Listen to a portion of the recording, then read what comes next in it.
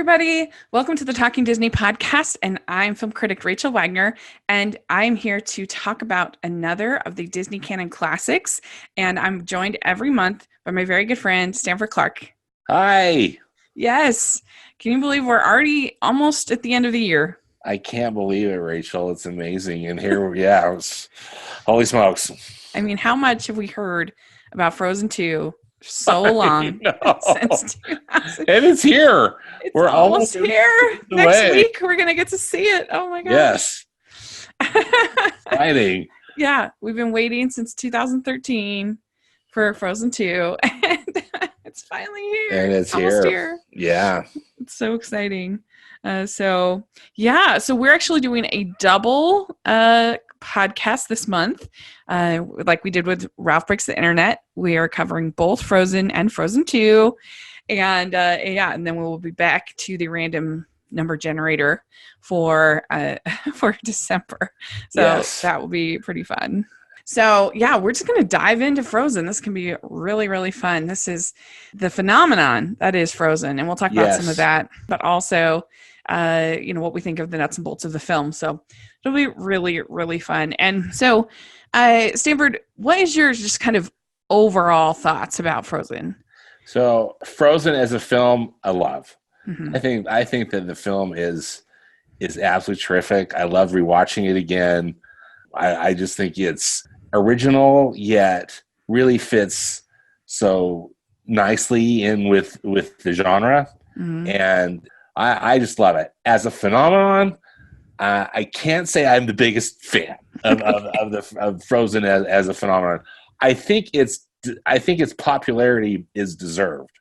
Don't get me wrong. I think it's a really great film. But I do have some problems with what its overwhelming popularity did, both from people and also what Disney did too. So I'll be anxious to explore that. So that'll be fun to talk about. Yeah. I assume you saw this in the theater as 2013 multiple times. Yeah. Were you on member press at that point? Did you go to early screening? I didn't. I went on opening weekend, and but I was not a member. I did not get to go to a press screening. Okay. So I believe I know I was out of town that weekend because it was Thanksgiving weekend. But I was out of town, and I went to a Thursday night screening, because typically I'm not able to do that with some of those other commitments I have at home. And so that was really fun to be able to, just to be able to go kind of like a day early, for me. Anyway, how about you? Did you go to a press screening or what did you do? No, I didn't go to press screening. I just went to see it in the regular theater, and I have my actual, because at that point I didn't even have a movie blog. I just had my regular blog where I would occasionally write a review for a movie that I really liked. And so this was December 5th, 2013 that I wrote the review. So I probably had seen it sometime over Thanksgiving, but then it took me a week or sometime that week I had seen it. And I had some thoughts. I said, let's see, I've always been a huge fan of animation. Typically, they are my favorite movies of the year. They certainly can be stinkers, but the potential for creativity and clean humor is there too. This is certainly the case with Frozen, and it is worthy of all the praise heaped on it. I liked it as much as Tangled, if not more so, and I loved Tangled. And then I talk about some different things, and I said one nice thing about the story is there's no true villain. There is a helpless but powerful character, but no true villain, which is interesting. And at the time I said in Pixar's Brave, there's also no villain. And in that case, I think it hurt the story, but this has enough of a sense of dread to make up for a central evil character. And so which is really interesting. So at the time, I remember being very surprised about Hans. We'll talk more about that, but I didn't really even see him as a villain. I just saw him as part of the story, if that makes sense. Mm-hmm. Mm-hmm. So, and I say the voice cast is uniformly strong with Idina Menzel and Kristen Bell playing two sisters who are orphaned princesses in a faraway land. They grow up isolated from each other and the public, but are forced to interact with each other. And the Menzel sister becomes upset and turns the town into an eternal winter. Isolated, she creates a castle, and Belle's Anna must go and find her sister with the help of a charming snowman, who is in the movie just long enough to be entertaining but not annoying, and a reindeer and his owner Kristoff. There is also a dashing prince that figures in the midst, and several other characters. So it's just kind of interesting what stood out to me back then. Oh yeah, it is. I love that. I said the cold and icy scenery is beautifully drawn, and the songs by Robert Lopez of Avenue Q fame are wonderful. They are more obviously Broadway style than anything since Beauty and the Beast. Tangled is wonderful in the score, but more of a pop feel. And then I just said, my only qualm with the music is that going out of all the songs kind of run together and sound similar, which is so funny. Because if you think about it, like the big thing out of that movie was Let It Go. It was like the big stand-up. But in my mind at the time, they were all kind of sounded the same, which is interesting. Yeah. And I said, it's not like Hakuna Matata or Be Our Guest, where the song feels different and exciting and something new. Maybe part of it is that I saw those movies as an impressionable child, and I saw this at 32. I don't know, but I really enjoyed the music. So, interesting. Yes, absolutely. So, and I mentioned this you had watched my Canon review over on my channel. Yes. And I mentioned this a lot in that review, but in my opinion, this Frozen is the first movie from Disney to truly embrace a belty Broadway style of musical in the Disney canon. I mean, that may sound surprising to people, but really, I think that the Ashman Menken musicals, those are more sort of classical in feel, certainly mixed to classical, and they don't have that sort of belty let it go, kind of a more of a forceful song type of singing, more of a belty type of singing. And I don't think they'd ever done anything like that in a Disney movie. Yeah, I thought that was a really interesting observation of yours too, Rachel. And I can't disagree because clearly, yeah, Let It Go. Love is an Open Door is kind of a belty too for both leads, and the Bobby Lopez, Kristen Anderson Lopez style of music. It's clearly Broadway, but it's also got almost kind of like a pop sensibility to it in a way as well. Maybe that's not the best way to classify it, but I think the music is so fun and refreshing and clever, and again, and not that the Menken Ashman stuff isn't just beyond brilliant, because it is. It's just I just felt this was maybe almost a little more youthful in style too, which I liked. I thought it was delightful. Yeah, because Tangled is more of a pop, with Mandy Moore, absolutely. more of a bubbly pop sound. And yeah, this is very much more kind of similar to like Les Mis or some of these other, and maybe an Andrew Lloyd Webber kind of song, where it's just got that sort of belty, there's no business, that kind of, that's just a particular type of Broadway song and sound. And all the other musicals from Disney have all had to be altered to work for Broadway, and they have to add songs that kind of feel more that way. Like, for instance, in Beauty and the Beast, they have to add the song Home, which is a very belty song. Is this home? Is this what I must learn to believe in? Like, that's a very belty song. And as opposed to, some of the other songs that are more of a mixed classical sound. And so I don't know, I think that's an interesting kind of thing. And I think that's why it really worked for me, and I talk about loving the music. Yeah, absolutely. This kind of just reiterates your point that you already made, but I heard Alan Menken talking about the music for Tangled, and he was influenced by Joni Mitchell for the Tangled soundtrack, particularly Where Will My Life Begin, or When Will My Life Begin song, again, because he was thinking of Rapunzel's hair, and then Joni Mitchell has long hair, particularly in her heyday. Yeah, I can see that 60s, and there's quite a bit of guitar in the music too. And so again, I thought that was pretty That is cool interesting. and interesting. And If you again, think of like both sides now, there's definitely a Joni Mitchell kind of.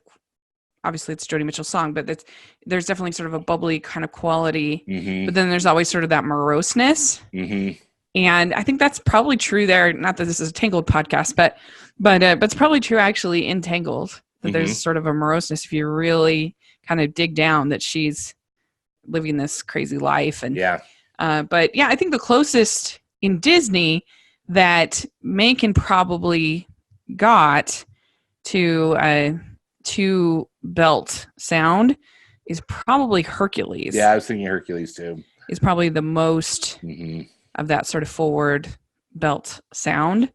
And I mean, probably partly because you have Susan Egan, that's the kind of singer she is. Mm-hmm. Right. You know, they're a prize for rotten judgment. You know, so it's interesting to me. And, you know, I love Broadway, and I've always been a huge fan of that kind of singing.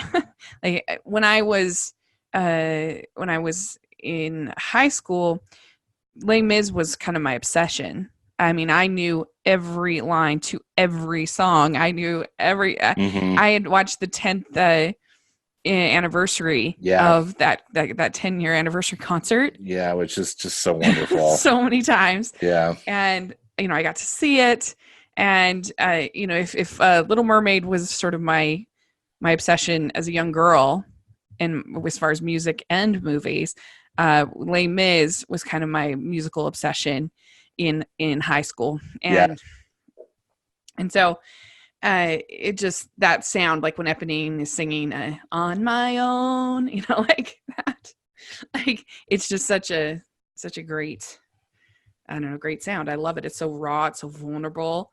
And maybe part of it is also sort of envy. I wish that I could really sing that way. You know, aren't those singers just wonderful? I mean, they're so good. I wish that I could. So good. But you know, and Idina Menzel is just a goddess to me. I mean, me too. And I think that was the coup, is that they got Idina Menzel to play that role, and she's got a wonderful speaking voice, and their singing voice is just. Because I was so mad at them with, I mean, I love Enchanted so much, but I was so mad. Yeah, they have Idina Menzel in their movie. Like, what?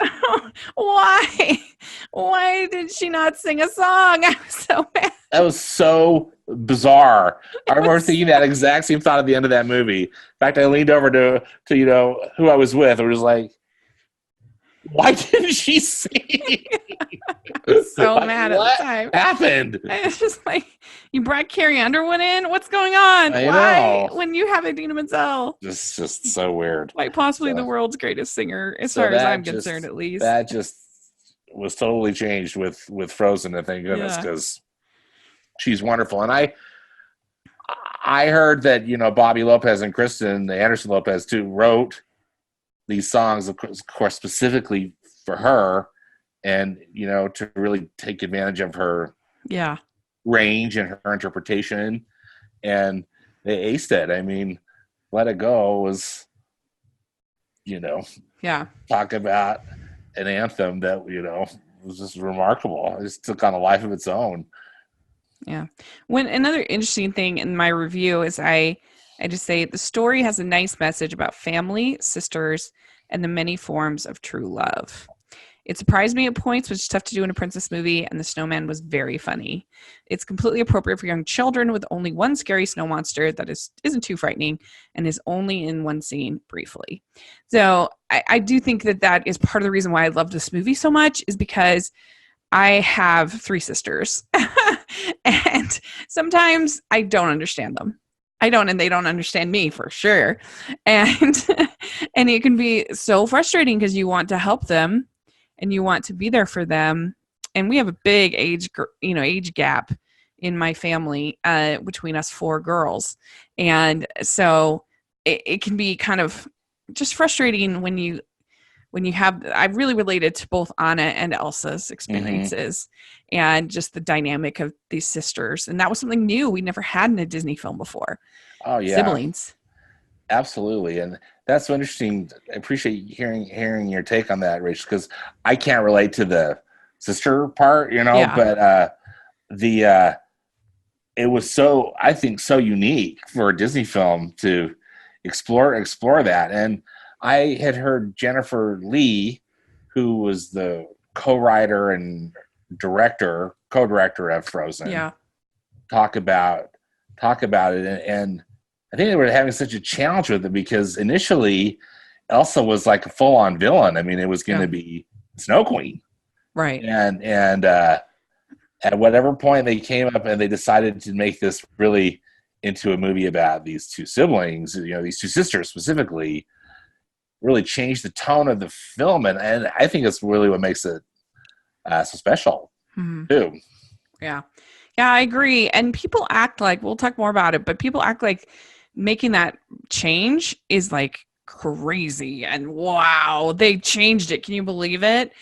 When it's actually pretty common to make those kind of radical character changes, change the story, I mean, we see in Emperor's New Groove or I mean, almost every animated film goes through these revisions and these. I mean, that's just the way it is. I mean, look at even Toy Story. Originally, Woody was practically going to be a villain, and then they tempered down his character a ton and totally changed that. I mean, this is not uncommon, right? Yeah, and so basically, it's kind of interesting to go back. It's kind of interesting to go back and look at the history of making a movie about the Snow Queen story.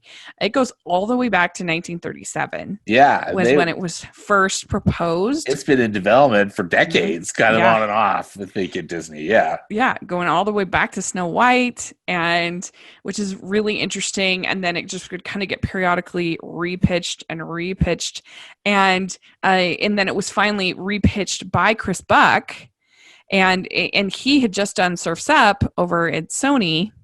And John Lasseter, convinced him to come back to Disney, and he had a number of different pitches, and this was one of them was to do the Snow Queen again, which is really interesting. Yeah, definitely. Yeah, Chris Buck, he's a pretty cool director. I mean, like I said, he did Surf's Up, and which is a movie I like. I think Surf's Up was really a creative, fun movie. And wasn't he co-director of Tarzan at Disney? Yes. Yeah. He worked on Pocahontas. He worked on. We did character art for Little Mermaid, Rescues Down Under, Who Framed Roger Rabbit. So he's just amazing. He's one of those people that came up with The Fox and the Hound, because that movie was such a birth of talent. Yeah. I mean, talk about an amazing training ground, Yeah, he is incredible. And so, he pitched it. And right after the release of Tangled, they announced Frozen was going to be coming. And that's when pretty early on, the Lopez's joined on to the project. And they were specifically, like we talked about last month with Winnie the Pooh, they were basically pitched this because they were so happy with what they had done in Winnie the Pooh that they said, you want to take on this project with about these two sisters. And they were really instrumental in the story. And so not just doing the music, but also involved from, I think, pretty much from the start. I think the Lopez's are terrific. So yeah, great, really great stuff they wrote for this film, for sure. Yeah. And they said that the main goal was to try to have this theme of sort of this frozen heart getting kind of melted. And so that's why we have the bond between the two sisters, and that's kind of the emotional pull of the movie, is Elsa's kind of conflicted heart getting melted, and the winter ending, and all of that. And so anyway, so yeah, they changed Elsa from being a villain, and they actually they were so concerned about getting this dynamic between the two sisters right that they had this whole sister summit where the women from the studio and their sisters had basically like this little retreat, and where they tried to get that dynamic right, because they'd only done it one other time in a Disney film, which was Lilo and Stitch. But that was a different dynamic because a really different dynamic in Lilo and Stitch than what it ended up being in Frozen. Yeah, because that's more of a parental legal guardian child kind of situation rather than two sisters. Mm-hmm. I think so. Very interesting. They also really worked hard to try to use the Scandinavian influences in a respectful way. Obviously, this is it's kind of similar with Moana. They created a mythical, fictional, I should say, a fictional land. Yeah. But they definitely wanted to have those feelings as far as the clothing and the production design, all that kind of stuff in the movie, which I think is really nice. I do too, and architectural styles and all those different things that they really think were influenced through with Norwegian culture and style. Even though it's really not Norway, but still, it's fun. I think it was a really good choice for sure. Yeah. And so then it starts out the movie with this song, Frozen Heart. And I think the opening is very strong for this movie. It really draws you in. And I like the choral music that they have throughout the movie. And I think you got those ice carvers. And I think it really just helps you, similar to The Lion King or some of these other movies where you get that opening boom kind of a thing. Yeah. I really like that. Yeah, I like the opening sequence too. I know on one of those videos on the on the internet, but like how it should have ended, or Honest Trailers, or one of those, we're making fun of the beginning, like saying it's just completely pointless. And maybe, but I like it. I think it's a fun song. I like how it introduces the concept of a frozen heart, and it introduces ice. We get to see cute little baby Sven and little Kristoff, and kind of set up, that this is going to be like when they were kids. Yeah. I don't think it's that different than Circle of Life. No. It sets the tone for the movie. It sets the musical tone for sure of what you're going to be getting. And I don't know, I really like it. The animation too is gorgeous. Mm-hmm. Yeah. Yeah, the Northern Lights going on. And then I just love how they, shaving through the ice, how they put the quote-unquote camera kind of underwater or two, and all the different things that were done with it. I like it. Mm-hmm, me too. And so then you find out we have this opening sequence where you have Elsa, her magical powers, and Anna gets a little overzealous, and then Elsa starts to kind of lose control of their playing, and she ends up wounding Anna. And so then they go to the troll, and he's able to heal Anna's injury. And he tells her, he says, Elsa must control her powers, and that fear will be her greatest enemy. And so it's kind of weird because I feel like hiding her, doesn't that make her more fearful? Oh yeah, I mean, it's going to be so interesting to see what happens in Frozen 2 when we learn a little bit more about, kind of the overall picture they had of the parents. But it's not great parenting, I think, is one of the things, because it hurt both the girls, tremendously. Yeah. I mean, it totally freaks out Elsa, and then poor little Anna's so isolated, and she makes her so sad. I mean, is there any song that's more heartbreaking than "Do You Want to Build a Snowman"? Yeah. I don't think so. It's so sad. It's so. I mean, it's so perfectly done, but it's so sad.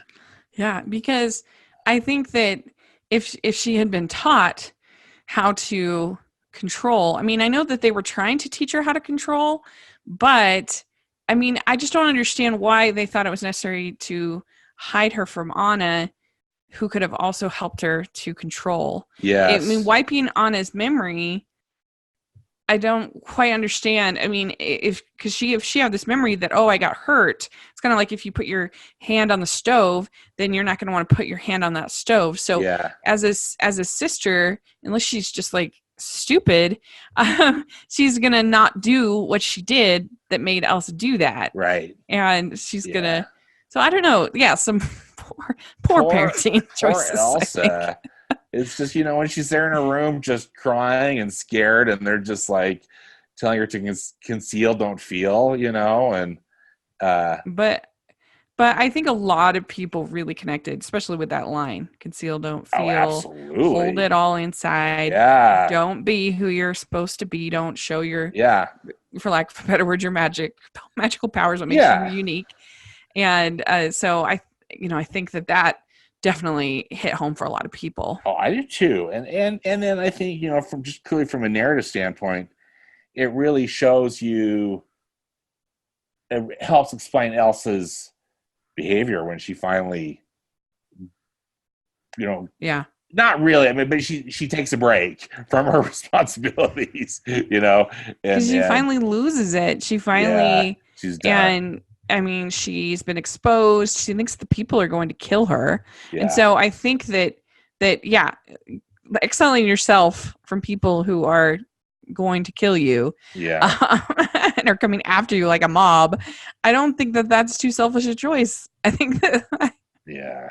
I mean, yeah. So then we have that we have, do you want to build a snowman? And I do think that we can all relate to that, though. We have those people in our lives that we just can't seem to get through to. Mm-hmm. We just don't understand them.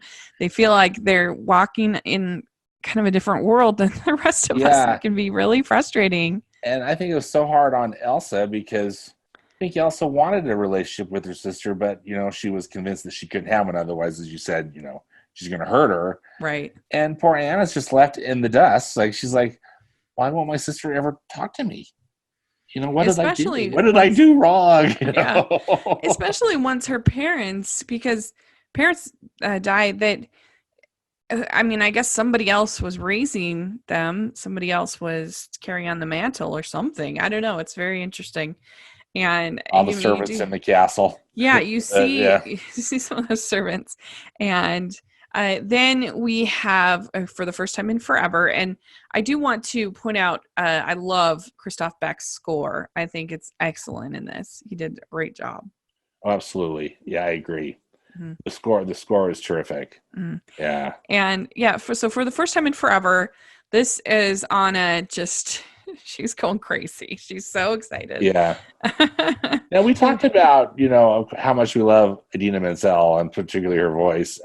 What's your take on Kristen Bell's singing voice? I think it's really cute. I enjoy it. I think she did a really good job. I really like it. In fact, I was really surprised. Yeah, me too.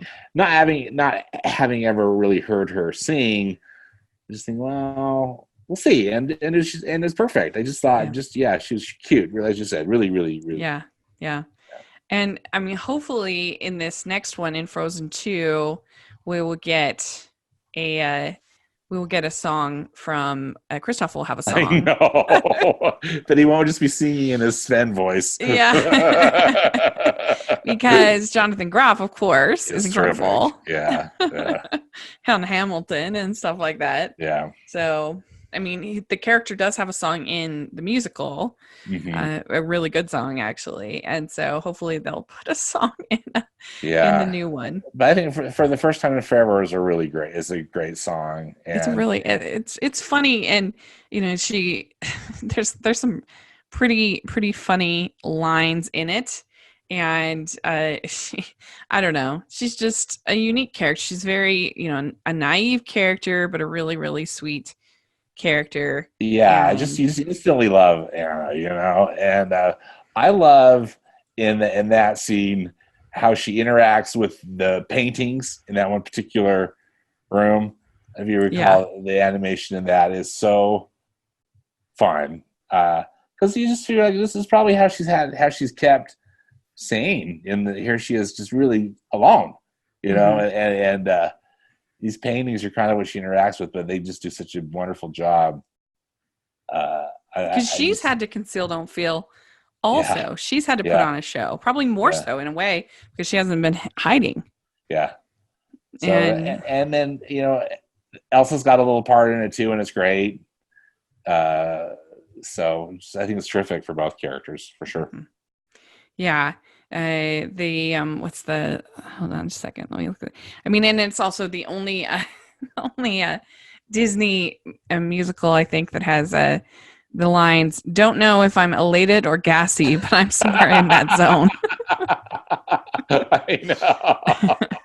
And she's stuffing her face with chocolate and all that stuff. Yeah.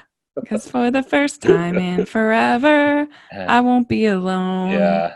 So good. Yeah. It's great, so great good. song. Yeah.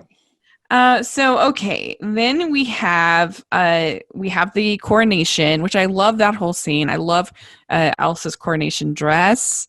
I think she looks, and it's so cool to have a Disney princess movie where there is actually coronation. Yeah, there's a coronation. She's actually the queen. Yeah, she becomes the queen. Yeah, I love that. That's really cool. And so then the party is starting, and things be going pretty well at first. And earlier, Anna had met Hans, and so then they meet up again at the party, and they connect, and you get the "Love is an Open Door," and which again, it's just like I remember seeing that opening weekend, Rachel, and just when that song showed up, it was like I can't believe we've said like great song after great song after great song, and it just continued throughout the film, Yeah. But that song is so fun. The animation's so fun, and but it really propels the story. Yeah, and I love Santino Fontana. I love his voice. Terrific. I love him in this song. And were you in the Tabernacle Choir when he was there? Yes. That's He's so fun to work with. Yeah. Oh, man. Yeah, he's terrific. He's just very talented guy. That's with awesome. A great voice. Yeah. Yeah, I love him. He's great. And everything. I just love all the symmetry, and I love that. I love their chemistry, because I think it does do a good job of kind of you believe, at least at the time. Like now they've done this sort of villain reveal so many times that it's less fresh. But at the time, I was totally I was totally surprised. It totally worked for me. Yeah. At the time, and so I think it works setting up this, and you'd believe that he does have the best of intentions, but we don't really know him, so it makes sense that also when he changes, because we haven't gotten to know him. Yeah, we just don't know him. And so then things go badly because Anna wants Elsa's blessing. And so I guess she needs that as the prince, the younger sibling, the prince. Yeah, and Elsa's the queen, and yeah. And she's like, "No, you can't let you do this. This is crazy." And Anna gets frustrated, and you don't have to be like this. You don't have to do this. And she ends up ripping off her glove, which causes her to start the winter, and then she leaves. And I do think that the whole Let It Go segment is so great. It's so impactful and beautiful and well sung. Yeah. And amazing. It's just so good. No, I'm with you. I love everything about that sequence too. I really like how they build up to that crescendo where Elsa's had it.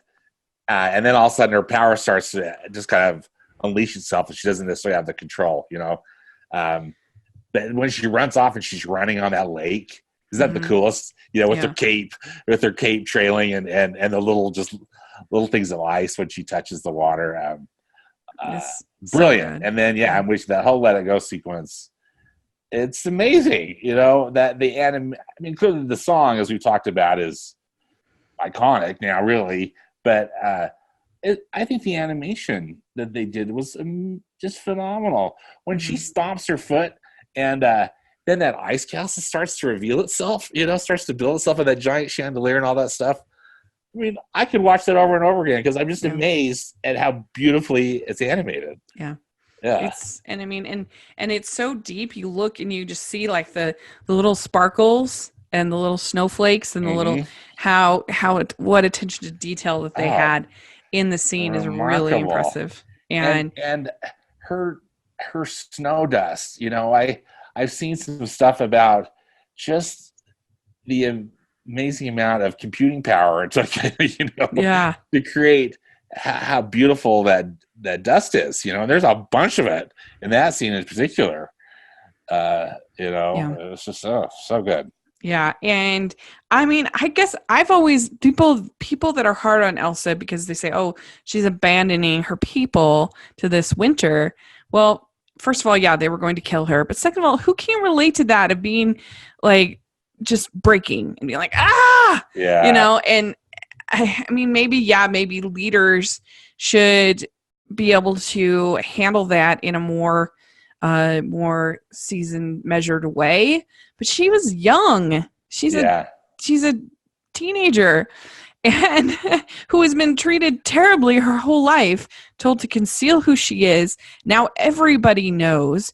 And I don't know, I completely relate to that feeling of just bottling everything up and getting to that point where, I mean, I've had panic attacks in my life, so I guess that's why I understand and what she was feeling. And just that moment of like, I can't take it anymore. Yeah. I can't take it. Yeah. So it really worked for me. Yeah, it really worked for me too. It was interesting I've talked a couple of examples about, the other people that I've talked to regarding it. And this was, when the film came out. One of them was one of my friends who's a father of two young girls at the time. I think both of his daughters were, one was like 6 and the other one was 4 or something. But anyway, kind of like prime age, they were eating Frozen up, right? Mm-hmm. And he was really troubled by the lyrics of Let It Go. Like I was saying, no right, no wrong, no rules for me. I'm free. He was like, that's not a very good thing to teach my daughters. And I think, well, I tried to step, as the English major in me trying to talk with him about, look at what's happening in the story. Look at what's happened. Look what's happened to Elsa, how she's been oppressed and and not been able to be herself. Finally, she's able to, to be herself, and she's having a moment. Yeah. We should let her have this moment. Because also it's just the beginning of her journey. Exactly. She realizes when she sees Anna again, and they have, for the first time in forever, a reprise, which we'll talk more about, but she realizes that she was basically wrong, that Let It Go didn't work. Yeah. And that is kind of devastating for her. Yeah. And once she finds that out, she goes and she ends up getting arrested by Hans.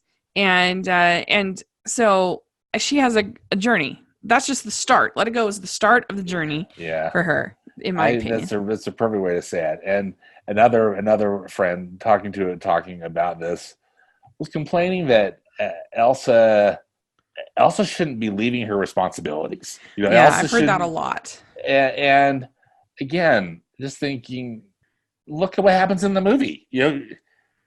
She figures things out. And it really she wasn't necessarily leaving. I think she always knew what was right. I just think she needed a moment. I'm reminded of the film Roman Holiday, which I've recently rewatched, which I just adore. But it's kind of the same thing. It's just like in its own way. This Audrey Hepburn, the princess, she's got to have a break. She can't take this pressure and responsibility and her kind of soul joyless life anymore. So she sneaks away. And again, they're different and different motivations, but I don't know, it just kind of reminds me in a way of Elsa's journey, because ultimately, the Audrey Hepburn character goes back to it because she knows that's where she needs to be. Right. Yeah, I think so. And she knew that Anna was there. And so I think it's not like she was really abandoning her people with no leadership at all. And so, yeah, I think it's a stretch in my opinion. I don't think that's It's certainly not a criticism that It wasn't bothers the me. That's for criticism sure. that I had either. It didn't bother me at all. No. And so what do you think of Kristoff and Anna? Do you like that dynamic with him being sort of the realist, her being the idealist? What do you think? Oh, I do. I think it's a good dynamic. I mean, it's kind of a classic movie dynamic in a way, in that they're kind of opposites, but it's fun. Anna needs someone to help her because there she is, kind of without clothes or a horse or anything. She's got to have some help. She's in that short sleeve dress. You're just like, oh my gosh. So some help by somebody who knows what they're doing, and where stuff is. And one of my favorite scenes is when just before the big wolf attack, where they're in his sled and he's telling her, or she's telling him about how she just got engaged to somebody that she just met, and how he's just like, what? Yeah. Yeah, I mean, I understand people that feel like, oh, that was too meta. It was too kind of poking fun at Disney, poking fun at itself. And I can understand that criticism because that's not really the way that the original princesses were. I mean, I guess you could make the case for Cinderella, but that's Cinderella. Yeah. I mean, I feel like the other characters, I don't know, they're not ditzy characters. Yeah. Like Cinderella is basically a victim of trauma, and she meets and has this connection with the prince, but I wouldn't say that she's stupid. And I wouldn't say that Snow White is stupid. And I wouldn't say that the Sleeping Beauty, that Aurora, is stupid or naive or whatever. It's just a different kind of storytelling. Yeah. So I can understand why some people get a little irritated by that, because I do think we were too hard on those early princesses. But I still enjoyed it. I thought they had nice chemistry, nice dynamic, the characters, the voice actors, just everything, I think. And I do like... I'm talking about his sled. He's so proud of it. It's not going to end well for his sled. So then we get Olaf. We had seen him earlier. We saw Elsa creating. I mean, and some people get really caught up in the fact that what are the limits of Elsa's powers? Because she can evidently create life. But I don't care about that. It's a snowman. She creates technically 2 snowmen. Yeah. The monster snowman and Olaf. Yeah. But it doesn't matter I'm to with me. you. That just didn't bug me at all. And I really appreciate what you said in your canon review about this, because Olaf could go into really annoying sidekick territory. Yeah. I don't think he does, and I think part of it is that he doesn't come into the film until a little later, and plus he's just funny. I just think that I thought the stuff, the way that they designed Olaf, the way his lines, and just Josh Gad was very funny. I like Olaf a lot. I do too, and I think that in the world of sidekicks, as far as Disney sidekicks, I think he's actually a sidekick that matters to the plot in a way that very few sidekicks do. Most of them are for comic relief, but he's like really important because he's the one that talks to Anna about. He helps Anna about what love is, and so figure it out. Yeah, and so he matters to the story. I mean, obviously he's maybe not up there with Genie, but he's in the top group of sidekicks in my opinion. I think it's fun. I think that in summer sequence is it's perfect. I mean, it's because it's kind of it's random, but it's a fun way to introduce him as just being kind of a whole, Well, I like too that Chris was like, "Should we tell him?" And like, don't you dare! So I love that. It fits into that whole Kristoff realism, right? And then this is when we get the For the First Time in Forever reprise, and this to me is the highlight of the movie. This is the best sequence That is in the movie. so great. Because you see Elsa realizing that Let It Go didn't work, and Anna trying desperately to help Elsa. And I think that the harmonies is so well done. I think that it's such a Broadway moment, the combining of their voices, and the way it builds and builds and builds is perfect. Mm-hmm. It's so I agree. good. It's just it's like it's a perfect moment, and it's so Broadway in the best sense of the word, because here both of them are singing about what they're going through, and it's really helpful to hear, to have the exposition, not to mention it's just beautiful, just musically it's beautiful too. I'm with you. Yeah. But I just love when they go back and forth, and they're like, actually, they're not. What do you mean they're not? Yeah. Like, that's very Broadway to me. Yeah.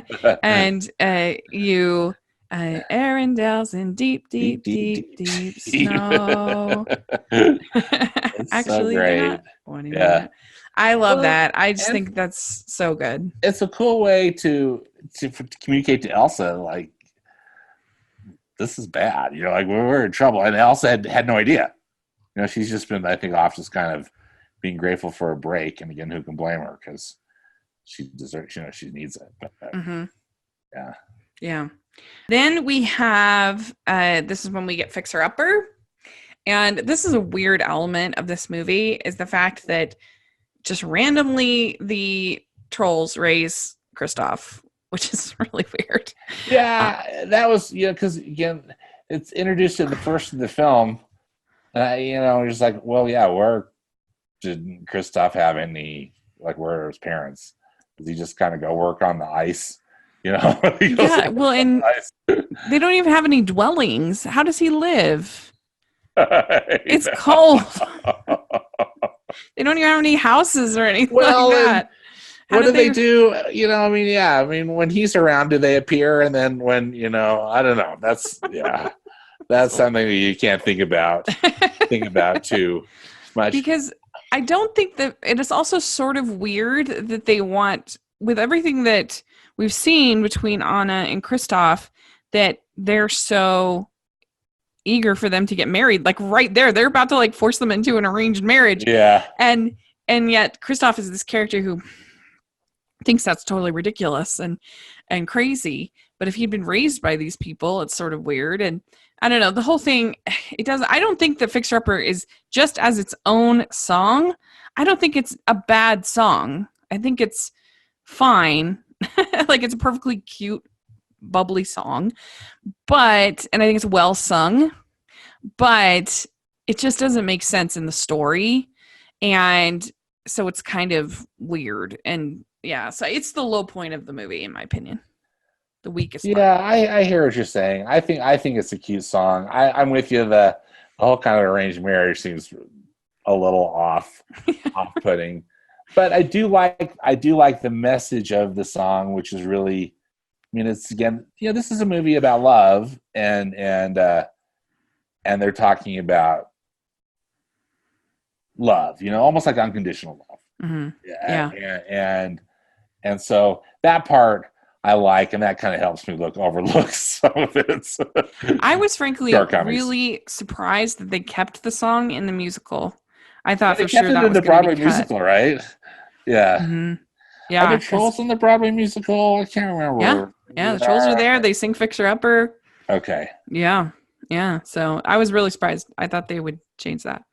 But anyway, do you feel like the movie is too top heavy with songs and not enough in the second half? Well, because there's really only a reprise and Fixer Upper in the second half. Yeah, yes and no. Part of it, because it's such an action film, I think having the third act just devoted to the action, I didn't mind. I think subliminally I would have liked another song because the songs were so fun. Mm-hmm. But yeah, I think it could have used one more song. Yeah, I do. I think it definitely. If they could have done something that would have worked, I kind of wonder if Olaf should have had another song with worth melting for? With Anna, yeah, when he was melting, yeah, Hmm. I yeah, feel like that's a really good spot for one. that would have been a perfect spot. Hmm. And maybe even like another kind of first time in forever reprise or something out there on the ice or something Hmm. possibly. But Yeah. So that's interesting. I think that's a pretty valid critique of it. So yeah, and then we find out, of course, about Han's betrayal, and yeah, he's pretty. We find out that he is his big plan because he's the youngest of 11, and so he's not going to get anything. And he was planning on trying to woo Elsa, but then Anna was so excited, and so he's developed this whole scheme of what he's going to do to basically kill Anna and then frame Elsa as a criminal, and so yeah. That what did you think about that? well, I was surprised as we just discussed. I was suspicious of Hans, but I just wasn't sure where I was going to go, and I didn't expect that to happen. Particularly how mean he was. Yeah, you're You so know, mean. oh, horrible. The theater I saw it in, I mean, everybody, I mean, there was a gasp, there was an audible gasp. I don't know if that happened when you Yeah, saw it. And that was for sure. kind Yeah, of fun, yeah, and that it surprised, I think most of the film yeah, goers. So I thought, I mean, I thought it worked. Now I'm kind of sad that they use it. I think he gets used a little too much, but yeah. Same. I thought it really worked for this I film. really hope they don't do something similar in this new one. I hope that they go for all villain, or something different. Not, I hope there's some Honeywell character, or whatever her. I hope she doesn't end up being a villain or someone like that. Yeah. So Olaf, yeah, he says some people are worth melting for, Which and is tells her about love. He says, "You really don't know." what a great line, It's so good. and perfectly delivered. It's also, I think, one of the highlights of the movie Mhm. is that whole scene, that whole section. And then, so the ending, it turns out that Anna and Elsa basically save each other and their love. And I really loved that. I thought that was Wow, beautiful. it was It was beautiful. great.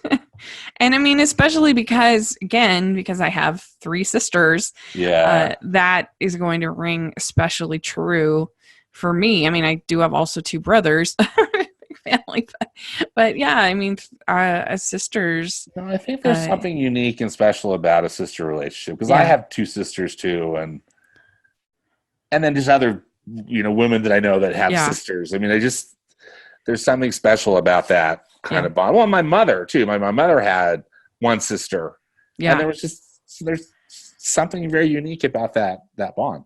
yeah. Yeah, And I think that's why it rang true for so many people and they felt so moved by it.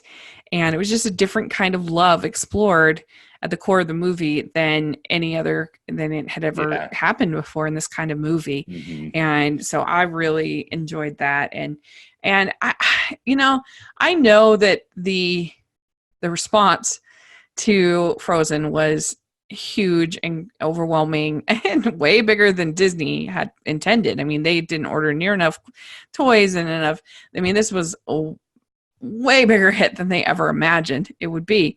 And and so yeah, I get that, but it also kind of bums me out because I loved seeing like all those little girls singing Let It Go, whether it was on YouTube or Yeah, just at home or whatever.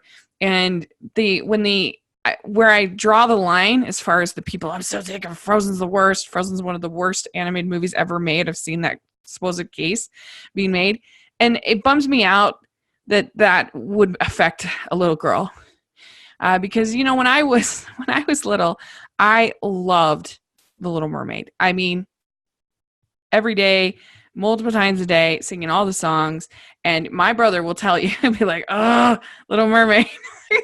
I mean, I was obsessed, and yeah, it didn't hurt me one bit. yeah, It was a yeah, good thing in my life, and I think that I would just hate if any child was robbed of that experience, because I think yeah. that's one of the great things that Disney movies can do, is Hmm. that inspiration and that imagination, and I just loved seeing like all the girls dressing up as Anna and Elsa and just really becoming excited about animation and music and in just the way that I was with The Little Mermaid. Yeah. And and Beauty and the Beast. And I felt like that really this Frozen was kind of this generation's Little Mermaid in the style of singing, in Yes. the sort of the theme of, the same way that Ariel wants to break free. She wants to be her own person. I think there are some similar themes between the two. And then I feel like kind of like Tangled is this generation's Beauty and the Beast. It's a lot of similar themes about being kind of trapped and, finding love in things that aren't, that the world scorns, and sort of a softer feel to the music and everything. So that's kind of how I feel about those two things. And I just would hate anybody to take that experience away from a child. Yeah, I hear you. So that bummed me out. Yeah, I totally agree, because that's just one of the joys about it. And I hope that kind of the hater culture that surrounded the film, up to a point, didn't affect that, but it might have. I mean, maybe parents. I've seen interviews with Idina Menzel, and she's. I think she handles it well. She kind of gets self-deprecating about let it go. She's like, "Oh, I'm sorry." She talks to people. She knows it, so everybody listens to it. But I think Disney handled some stuff with Frozen brilliantly, and then some of it not so great. So I thought that one of the brilliant things they did with their soundtrack was they put those karaoke tracks on the soundtrack, and how many hundreds and hundreds, if not thousands, of YouTube videos went up, and they were fun. Yeah, people just having fun with it. I loved it. I just thought it was brilliant, and I liked how Disney welcomed it. That they weren't being weird about it, and they just were letting people do it and have fun with it, and I thought that was terrific. I've been able to see Idina twice in concert, and the first time I saw her, it was so cute. There were all of these little girls, and maybe they coordinated this, who knows, but there were all these little girls that were dressed up in Frozen costumes, in Elsa costumes, and they all came up onto the stage and they all sang Let It Go with her. It was the cutest thing to ever exist. Adorable. It was so cute. Adorable. And so, that's the kind of thing I really love to see. Yeah. And that made me really happy. And I think that, I don't know, it's just, I feel like people really nitpicked this movie to death. And I don't think that any of its flaws, like say the music is kind of top heavy, I don't think any of its flaws are really all that different than the flaws of the Renaissance films that we hold up so dear and we love, rightfully so. But it has, Beauty and the Beast has tons of plot holes and flaws, and there's powers that aren't, we never get any explanation for the powers changing these people into household objects. We never get any explanation for a lot of things, and in those Renaissance films. And that's fine, because we're just enjoying the movie. Yeah. And you have to have a certain degree of suspension of disbelief. But when something's such a phenomenon, it causes people to nitpick. Right. The things that I wondered, I felt like some of the phenomenon, some of the criticism was almost fueled by Disney, because, I think it became such an unexpected hit for them that then, I was trying to find it before we recorded this podcast, but I swear there was something, and I think it was almost called like the Frozen Initiative or something that they did corporate at Disney. Yeah. And which was just like, we want Frozen everywhere. And so, and as opposed to, that's why Anna and Elsa are not Disney princesses yet. Because they're like princesses in waiting or something like that. And everybody assumes that they are, but they're not. They have not been coordinated. They're not official Disney princesses. That's because they have their whole own brand. Yeah, they've got this and so many products. I remember going, this was maybe a year after the movie, going into my local Walgreens, and there was like a Frozen humidifier and a Frozen Snuggie. The blanket with the sleeves. Right. And all of I was just like, what else are they going to slap a Frozen, Yeah. label on? And then I remember going to Disneyland because, I love going to Disneyland. They both at Disneyland and California Adventure Park, Frozen everywhere. I mean, like you couldn't go anywhere without there being either a Frozen product or some kind of a Frozen something. And frankly, it was, I love the movie, and I love Disney, so I just kind of, I let it go. But I think that the people were getting ticked about it. They were just like, we are so sick of Frozen. And I kind of feel like that drove some of this hypercritical behavior. Personally, I just think that's how it drove some of the hypercritical behavior about the film, is because there was like too much almost, too much. I think that's true. Yeah. I'd agree with that. There really is. I wouldn't be surprised if you go into like like an auto supply store and there's frozen motor oil. Wiper. Odin's motor oil. There is everything. And much of it I don't necessarily mind, but I really do feel like it got a little out of control. So I've been happy that this sequel it's had a bit of a break. That there's I do feel like the hate has kind of died down. Yes. And I feel like they've done such a brilliant job marketing this sequel. The marketing has been brilliant. Yeah, and I know a lot of people that were kind of not a big fan or kind of down on it, frustrated, whatever, and now are pretty excited about this sequel. So it's interesting. And were you mad about Maelstrom Storm in Epcot? At Epcot? Yeah. I have very mixed feelings about it. Because it got replaced with Frozen Ever After, which is one of the most popular rides. I haven't been to Disney World since I was 12, so I haven't been on the ride, but it looks pretty great. I'm going to get, my apologies up front. I'm probably going to get some hate mail for this. I never really loved the Maelstrom ride. Okay. I thought the Maelstrom ride, while it was appropriate for Norway and appropriate for Epcot, yeah, I always thought it was a little short, and it had the weirdest ending. So, like the final climactic scene, Rachel, in this ride. So you never went on the ride that you can remember that you remember. So you go. It's kind of like Pirates of the Caribbean, in a way. You're in a boat. You're like in a boat that's got like these rows of that you said like 4 or 5 people, and there's like 5 rows. Mm-hmm. And the final splashdown goes into this room, and it's the ocean, and there's a big oil tanker.